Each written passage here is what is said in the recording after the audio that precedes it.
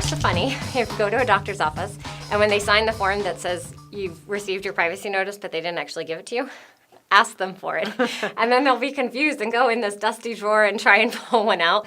It's kind of fun. Maybe just a privacy geek does that. But the other thing related to HIPAA is we have so many healthcare devices that it's health-related information, right? Is anyone collecting your calories or how many steps you walked? And you think that's health information and it's protected, but it's actually not covered at all by HIPAA.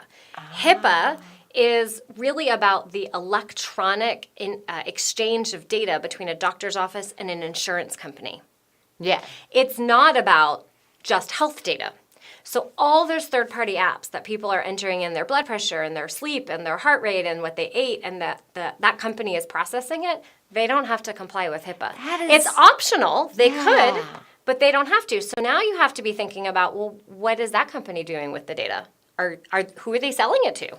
And in a lot of cases, employers will tell their employees, go and get on one of these and we'll give you discounts and all of this.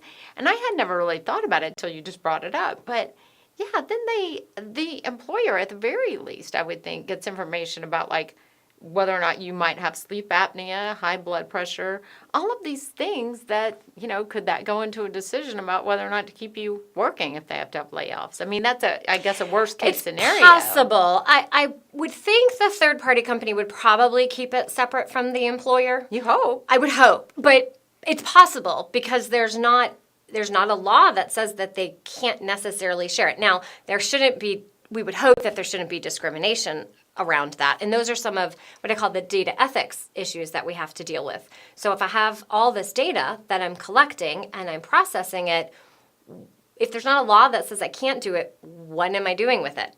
And as a company, sell it to a third party, and could a third party then buy it? Absolutely. Yeah. So FitBit was an example where they were processing all this data, and it was years ago, but one of the senators, U.S. senators, questioned what was FitBit doing with this data.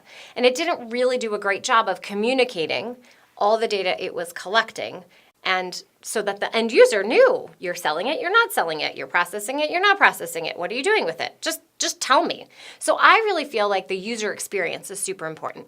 So when a company let's just use Fitbit. So if a company like Fitbit is saying, here's my great product, here's all the wonderful things we're going to do, give us all your information, at the outset, when I register and sign up for it, list, this is the kind of data we're going to collect. This is what we're going to do with it. And I don't mean the long, boring privacy notice that, yes, I write, and from a legal perspective, you need to have on the page, whether it's HIPAA or not. All websites need to have a privacy notice.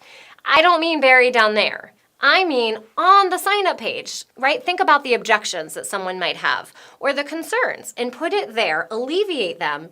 And that, to me, is the competitive advantage, where a company can then say, I care about you as a person. This is my amazing product. This is what it's going to do for you. And I care about your privacy and security. This is how. And now again, it goes back to the trust.